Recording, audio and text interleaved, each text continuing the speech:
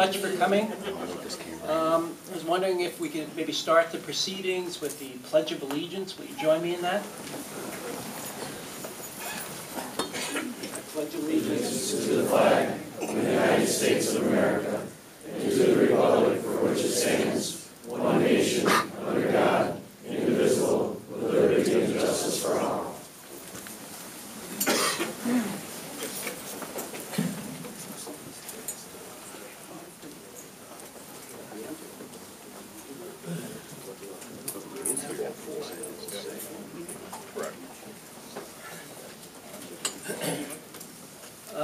Before we begin, could you please remember to turn off your cell phones or put them on silent mode?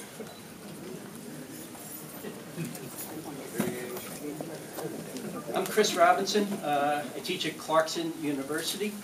I think many of you know the participants already, but I'll be bold and introduce them. To my far left is the incumbent, Mayor Heidi, and to my left is the challenger, Chief of Police, Tim Currier. We're joined by, yes.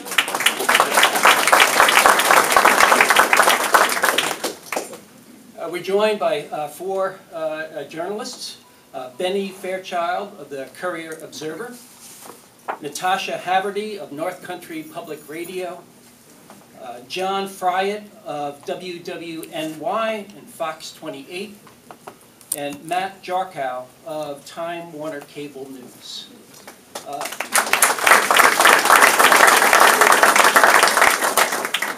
The way we'll proceed tonight is there'll be 4 rounds of questions from the journalists. The candidates will be directed to answer those questions, and then there'll be a response from the other candidate. We have 4 categories of questions: economics, public safety, quality of life, and then a miscellaneous category of questions. So hopefully all of your interests will be addressed. Thank you. Addressed tonight.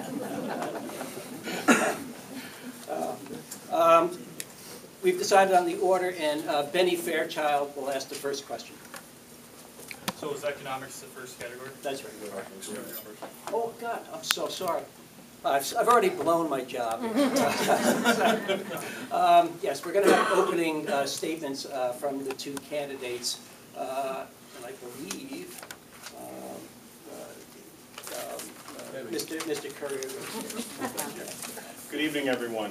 I want to thank Professor Robinson, the members of the panel, those assisting with setting up this debate, all of you in attendance, and of course Mayor Heidi. It's a great honor to be here with you tonight. Our community faces many challenges, ranging from economic issues, deteriorating neighborhoods, a stalled housing market, aging infrastructure. We have an illegal drug problem that has driven up our crime rate, and the cost to operate village government continues to rise. We are living in challenging times, but this community knows how to rise to the challenge and support the things that are good for us.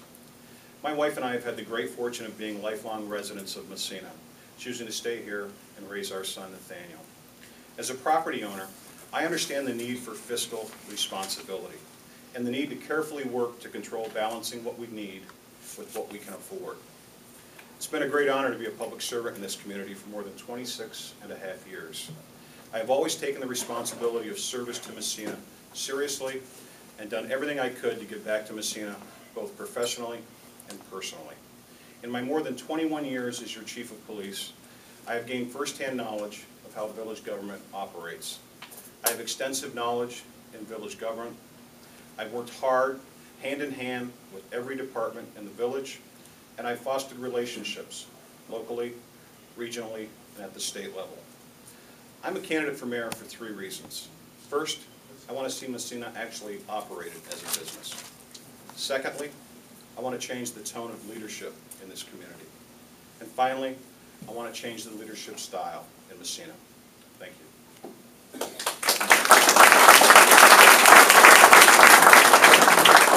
Thank you, Mr. Currier. Mr. Mayor? First of all, I too would like to thank everyone for attending. For Professor Robinson and the panel. I'd like to recognize two people in the audience, if I may. My wife, Sandy, of 20-some years, Sandy, 26 years. And my son, Robert, 15 years. And hopefully, John, you got this simulcast, so my daughter in Michigan is watching this as well.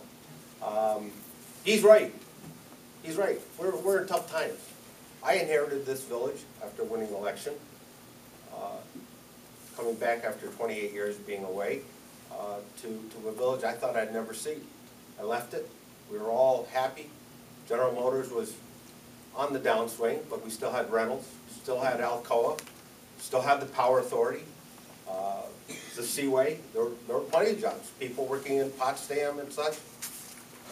After 28 years, I come back and I thought it was a miniature Detroit. You know, but we're not unlike any other community in the United States. We all got hit hard. If you all recall, they signed NAFTA.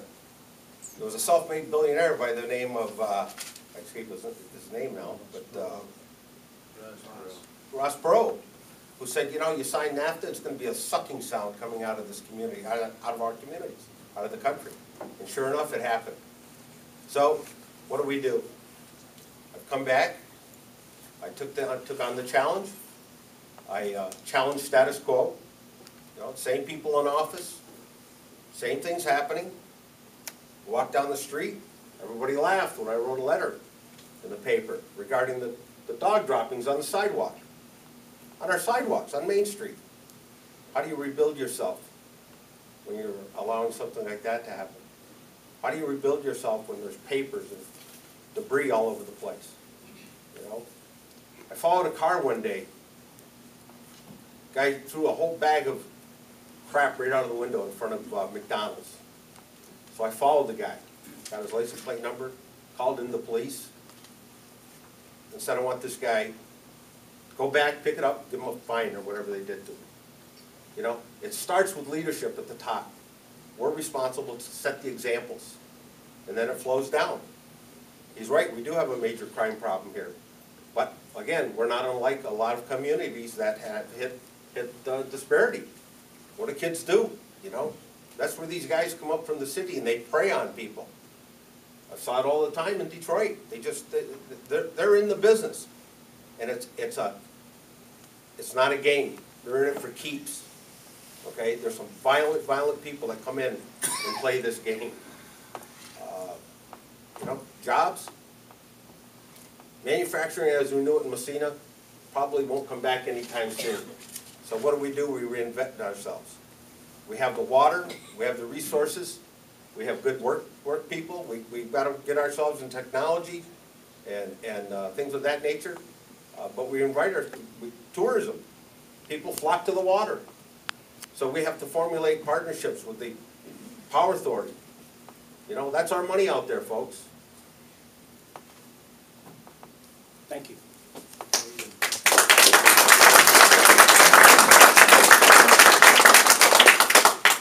Now we can turn to the questions. All right, sounds good. Thank you, Ben.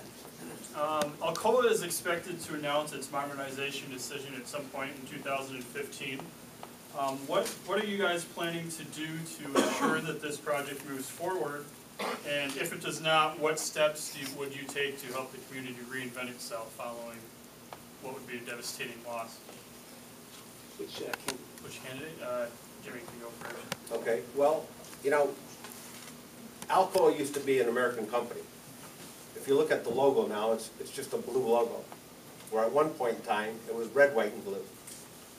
Those corporate decisions are based on a lot of things. The price of aluminum, how the market's going, and things of that nature. It's a crapshoot whether they're going to be here or not. They're building a huge facility in Saudi Arabia. They just sold off a facility in I think it's North Carolina. We did hear some positive news that more automotive parts and such are going to be built out of aluminum. So we're excited about that. It's, you know, who knows what's going to happen with Alcoa. But we have to get our local officials involved, local officials, but it's more of a state, federal level.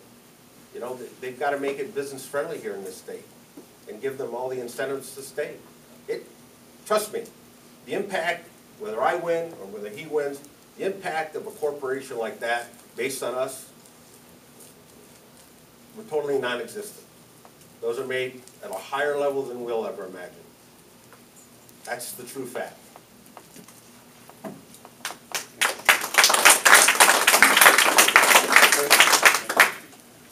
I agree with the mayor. The impact that we have on a decision like Alcoa is probably minor.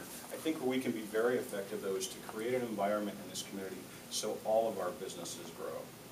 So we know that our interests in this community are linked to Alcoa significantly, and we should do everything we can to support our state leaders to ensure that Alcoa is here for generations to come. But we have to improve the entire economy here. We have to improve the atmosphere in our community to make Alcoa and other businesses want to do business here. I presented a 5-point plan several months ago, and I believe strongly in it. And one of those points are to bring our major employers, our utilities, our unions to the table and get their input. We should be working with Alcoa to see what they need. How can we keep them here for future generations to come?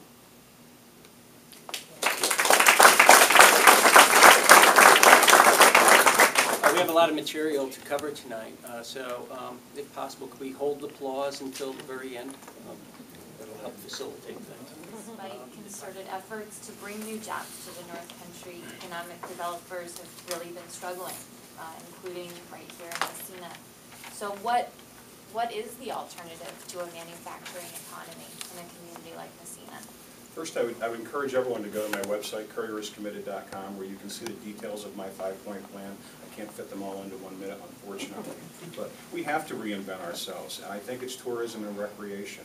We should always be keeping our eye on the ball with opportunities, whether it's retail, whether it's industry. Maybe those opportunities will fall on our lap. We know the BDC is working hard to find those opportunities. We need to give the BDC more resources. And I know that's easy to say, very difficult to do. We're facing very difficult financial times here in Massena. But we have to find a way to give the BDC more resources so they can continue to do the great work that they're doing and expand upon that. But reinventing ourselves with tourism and recreation, in my view, is the way to go. To you, Mr. Heidi. Same question. Same question. Yep. Well, I agree that we pay into the IDA, the county. Pat Kelly does a marvelous job, along with Tom Sullivan, who's here tonight with our BDC. You know, these are the professional people that we try to put our trust in, if you will, to come up with the businesses and such that will take over the facilities that General Motors had left. You know, everybody thinks government can do everything. Government doesn't create business. Business people create business. Okay, I had mentioned Alcoa and the expansion of the need for metal or aluminum for cars and such. There's no reason in the world, with properties Alcoa owns here, that we can't have them help foster a company to come in here, whether we be stamping parts or something like General Motors had or whatever. You know, they still have an allegiance to this community. And we certainly hate to leave them in. But, you know, you talk about the unions and such. You know, we need prevailing wages here.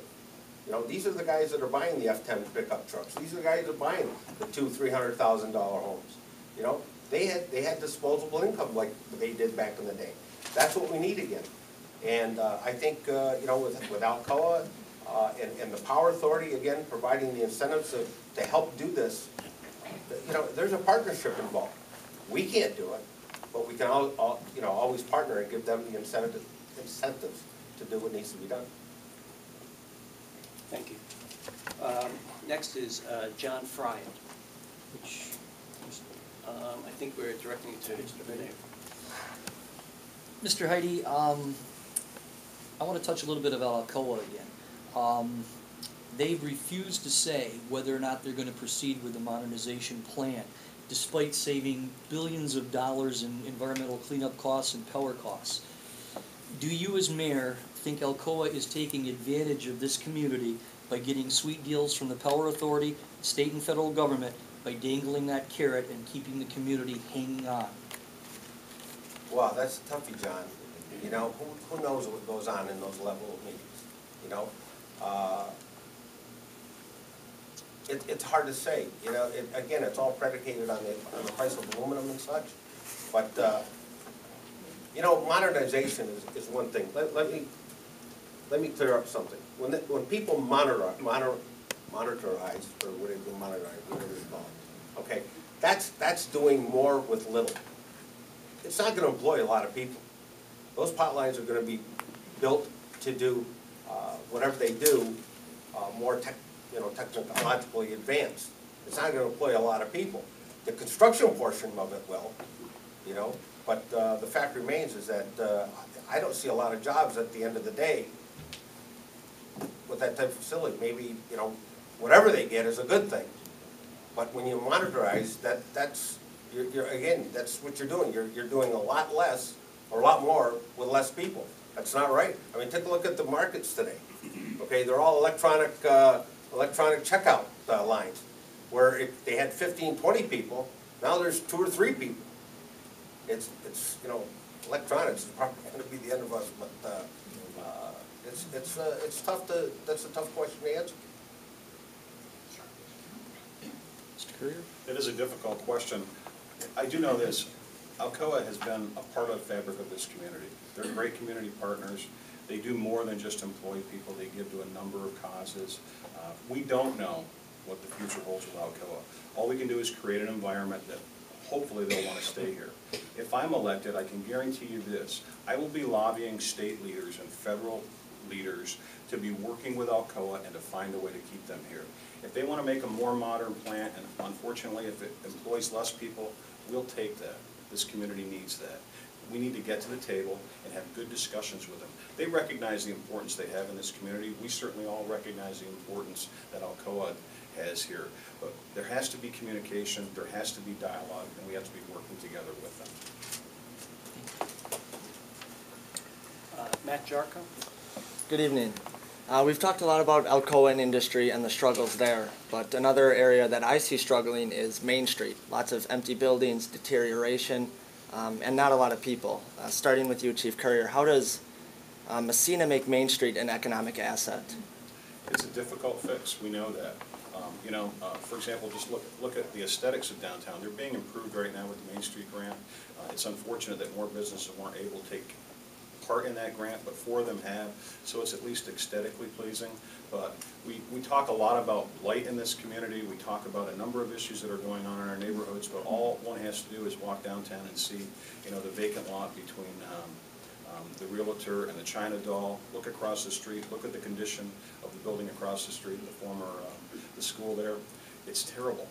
Those are blighted properties that we need to deal with in this community. It's nice to clean up our neighborhoods, but we need to clean up downtown. So if we find businesses that do want to relocate here, they'll want to come here because it looks like it's an enjoyable place. But granted, it's a difficult thing. We have to create an environment that brings people here. It's not going to be easy, but that's what the BDC does. And if we give them more resources, I can guarantee you that they'll be much more efficient and better at doing it. Mr. Mayor? Yep. Yeah, we need to lure more people downtown. You know, for example, we're working with a group right now of businessmen that are about to take over the Slavens building. I've seen the plans, what they're going to be doing. It's very exciting. You're going to have one beautiful building down there in the very near future. So that's encouraging. These same business people are thinking about taking on other properties here in the village. You know, but it takes money. You know, they're looking for investors, so if anybody's looking to invest, this is a good opportunity for you. But, you know, you can have all the good-looking buildings you want, but if you don't have the people that are willing to buy into it and bring their product here, you know, the banks aren't really too friendly right now when it comes to lending money to start businesses. Everybody's afraid. You know, there's a lot of business people in this room right now. They could expand. They'd love to expand, but you know, they're cautious right now, so they're depending on the market. I'd love to have somebody open up a place downtown and fill this thing up, you know. The people that we do have now have bought into the program, like the chief had mentioned, where they're revitalizing their shops and taking advantage of the monies that are out there. And that's what we need to do, is encourage more of these people to do it. Main Street, what's the other one here? Andrew Street, you know, it's a fever that's catching on, so we're excited about it. We've completed the first round, and we're moving to questions now concerning public safety, and Matt Jarko is going to go first. Sorry, caught you. You're going to direct your question to Mr. I'm Hayes. just gonna, sorry, it's killing me to see you guys all standing here. Here's one chair. You guys can fight over it. I'm just gonna move it over. I feel like a punk with an empty chair. Sorry, Matt. That's all right. Obviously, Massena has a drug problem, and I think eliminating it is a very uphill climb. It's the ideal scenario, but maybe not a realistic one. My question is, starting with you, Mr. Mayor, how do we make it where the next generation, the high schoolers, even the grade schoolers coming up, don't get into the drug problem? Well, I'll tell you, we have a great drug dare fellow in Chris Flynn. He's doing a marvelous job under the chief's direction, and we hope that we continue the resources for his program, because we both attended with these kids in the elementary age group, and you know, they're into it. They love it. I can remember when I was a kid that you know, when the policemen walked the beat, you loved to see them come around. You know, they knew you by name, and you know, and that's what we need. We need these kids to instill the safety back into their or the security back into them, that the policemen are there to help them out. You know, we had a problem. Well, the problem's not here anymore. The problem's in federal prison. But you know, we've had a drug issue that's come up over the years. It's sneaked up on us, and I know the police force, along with Chief, have been doing a marvelous job to get these people off our streets. And you know, he couldn't go after the DA. That was my job. He has to work with her. Okay, so he was put in a tough position. Okay, that's my job to do that. He just collects the facts, presents them to her, and she's supposed to do what, or he or she is supposed to do what they're supposed to do on a timely basis to get these people off the street. So, you know, they're doing a great job, along with all these supporting agencies that have come in to this community and helped out. And it's not just Massena.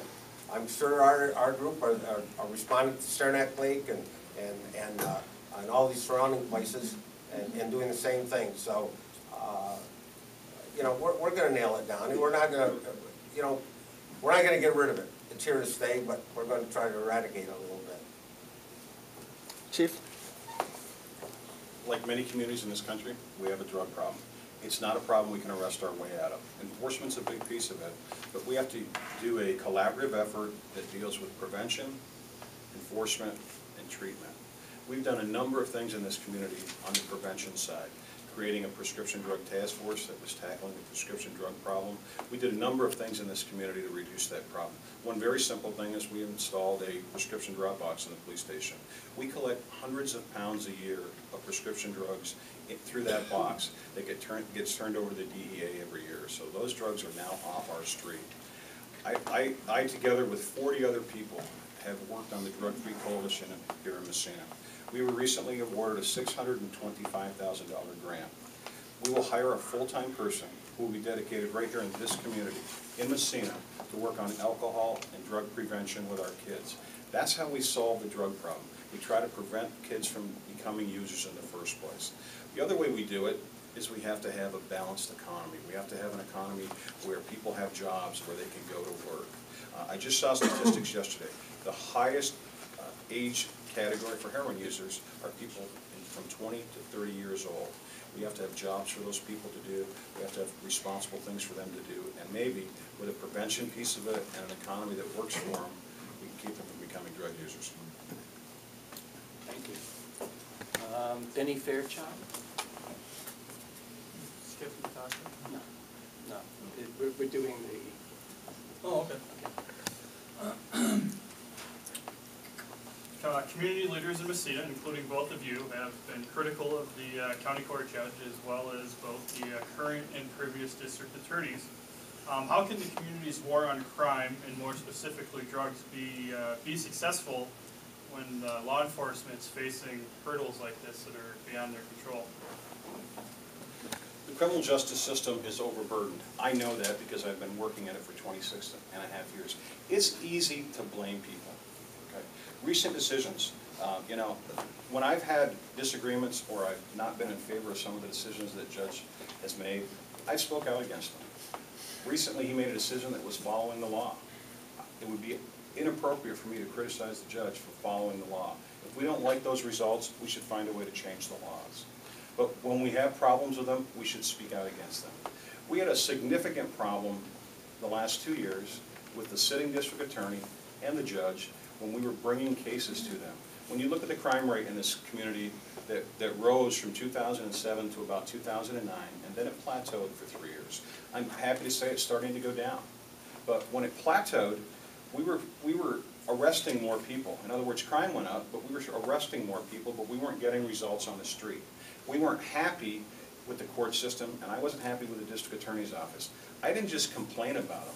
What we did is we went to the United States Attorney's Office and said, we're not getting the results we need for this community. We need to launch a federal investigation with all of our law enforcement partners, and we need you to federally indict these people that are bringing heroin into our community, and we need you to put them in federal prison.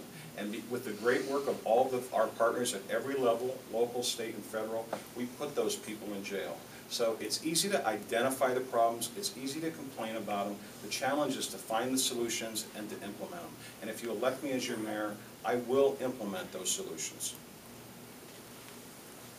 Well, I'll challenge him. I think a judge has a lot of discretionary leverage that he can use to put people in jail or to hold them without bail or whatever it needs to be to keep these streets safe. Sleep at night, your kids safe. That's our responsibility. And if it takes challenging a judge, I'll challenge the judge. I could care less, you know. But that's his job. That's the DA's job. You know, I've spoken to a lot of police officers that were very frustrated with what was going on within the system. And only to have all the paperwork, the I's dotted, T's crossed, and then all of a sudden, after 45 days or whatever the term is, to have these guys walking back out in the streets again. I had a guy right out here laughing at our police officers as he's leaving jail after posting a $6,500 bail, okay? And, you know, you just can't have it. You know, that lessens the morale here. Police officers can't do their job properly. I'll challenge them any day of the week. They have discretionary leverage, in my opinion. Natasha? Sure. Let's see. I'm trying to decide if I want to adjust my question because we have talked a lot about heroin. But I think I am going to... Is it okay, Tim, if I start with you again? If I put you on the spot to go first? Do you mind that? I'm here. Okay, good. So... I'll flip the coin again? You've obviously been on the front lines of the drug task force, and you've seen over the years heroin use go up. And I know we've talked about how the crime rate now is leveling out. You told me last time we spoke. So I'm curious, as mayor, what are some specific actions that you could take that you couldn't as police chief to keep combating the heroin issue? As mayor, I don't think I would change anything that I've done as the police chief. You know, and to the mayor's credit, I mean, he has been very supportive of our efforts. You know, he and I meet almost daily. Several times a day often. He's been very supportive of the efforts. He recognizes the problems. I'll continue that if I'm elected too. I think though we have to continue to work on the social problems in our community. That's how we affect it completely. You know, as I said earlier, we can't arrest our way out of this problem. We've got to create an economy that helps people. We've got to make sure that there are prevention efforts. We've got to educate them. That's why that grant is so important to this community. We're going to be able to work with our kids to prevent them from becoming abusers of drugs in the first place. A real problem we have in northern New York is we do not have treatment facilities. We have 10 beds in this county designated. There is a waiting list a mile long. It's inexcusable. We have to find a way to solve that problem. And you know, some of the things that our Drug-Free Coalition is talking about, we had some issues at the hospital. Maybe Massena Memorial needs to be thinking about taking on a portion of that treatment problem. Maybe that's a way to bring revenue into this hospital. Is that something you would propose? That was something that we hope to have dialogue with the hospital. Well, Mr. Heidi, so in your time as mayor, you've been witness to that increase too. So can you kind of peel back the curtain? I know we're all here in Massena, but how did we get here? You know, we talk a lot about the heroin issue, because like we all understand it. Sure. How did we get to this point where this is what we're all talking about? Well, I mean, it's society. You know, it's not like when we were all kids, didn't have that problem. You know, I mean, you were able to be out in the streets until 10 o'clock at night, until the whistle blew and you went in the house, you know, the curfew. It's not just Massena, it's all over. You know, it's an epidemic.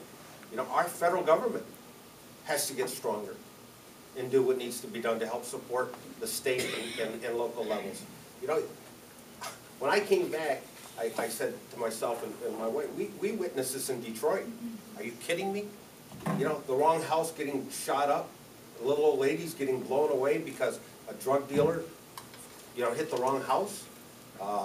Using pit bulls when they cut the cords off so police couldn't hear them barking, and they come up and attack these guys. It happens, folks. I'm going to tell you. This is a couple emails that I had sent to the DA and to the chief and sheriff and everybody else. I told her, these people play for keeps, and something major is going to happen. 2 weeks later, something major happened. That bullet could have gone anywhere. You know, but it's not just an epidemic here in Massena, it's all over. Our federal government needs to get more of a handle on it. We've got a rural police department, not rural, but fighting urban crime. You know, these police officers, they shouldn't be battling this stuff. But it's, you know, it's uncontrollable right now.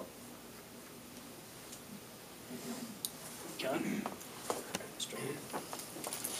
Mr. Heidi, there's been talk over the years of creating a countywide police force.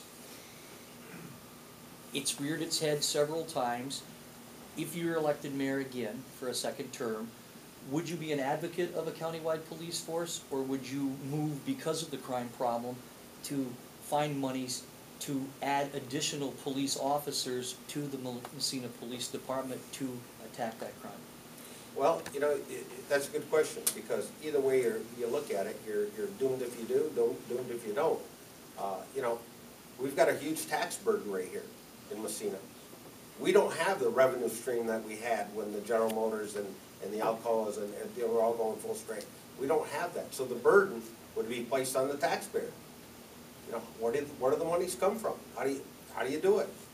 You know, you know, same thing with the sheriff's department. I don't know how many sheriffs patrol they have now. Probably 3 or 4. Who knows?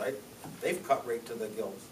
So, would I like to see something countywide? Absolutely, because it puts more policemen on the streets to help combat some of the issues we have. Possibly more state police. Cripes they're pumping them out 200 at a time. You know, where are they? They're not up here. I don't see them up here, but you know, it should happen on a state level as well. John, public safety is very expensive. I know that firsthand. I don't think full consolidation of police agencies in a county this rural can work. Here's where I think we can consolidate. And some communities are already doing this in St. Lawrence County. There could be a possibility of consolidating some dispatch services. I don't think we could certainly get rid of our daytime dispatchers. We have too much traffic down the daytime. Could we do it on the night shift? We'd have to study it and see what the implications would be. Some of the specialty things that we do possibly could be consolidated. For example, we have 3 investigators assigned to do drug work and a number of other things, felony investigations, those types of things. If we could beef up the sheriff's department's drug investigation unit so that we wouldn't need as many investigators here in Massena, that would be a great benefit, provided we knew we were going to get the services of having that agency come here and do the investigations. I don't think that, you know, given the current crime trends that are going on in this community and the current heroin problem that we have, eliminating the patrol function here in Massena and turning that over to the county, I think would be devastating to this community public safety-wise. We begin round 3, which involves quality of life issues. And John, you're up. I guess go to Mr. Curry this time. What specific improvements do you see needing to be made to improve the quality of life, to replace the number of for sale signs that one sees when they drive around this village, to attract more people to this community and get those houses back on the tax roll and create opportunities for people to have a better place to live. I think I need 25 minutes to answer that. Take my 25 too. I'll try my best. I'll try my best. First of all, I think it starts with the rhetoric. There's too much negativity in this community. Pick up the newspaper. Listen to a news report. It's negativity, it's despair, it's doom and gloom. We need to have a more positive atmosphere in this community. We need to stop the bickering amongst ourselves. Our government leaders should be working together to find these solutions. We should not be, we should disagree, and we should disagree vigorously, but we should do it professionally and respectfully. We need to build our economy. We need to create jobs. That's how people are going to move into this community. That's how people are going to buy those homes.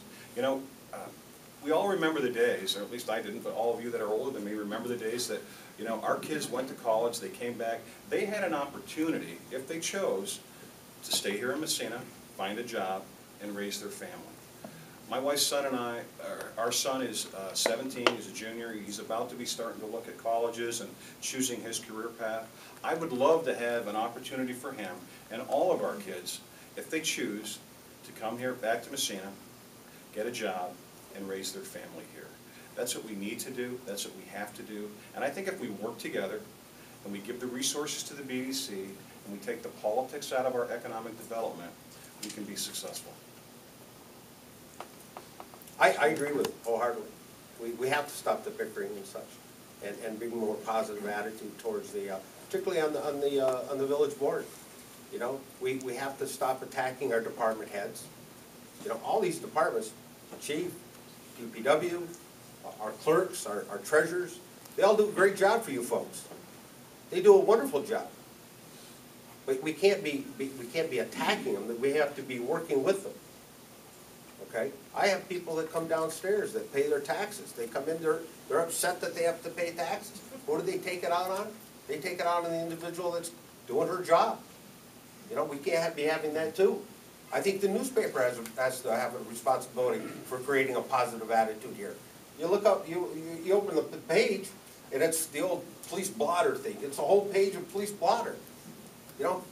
People that try to come to communities to set up shop, particularly corporations, they read newspapers 2 years in advance to find out what kind of a community is. And when a whole page is police blotter, geez, I don't know if I want to go there. But we have a responsibility to create an environment in this village, a positive environment.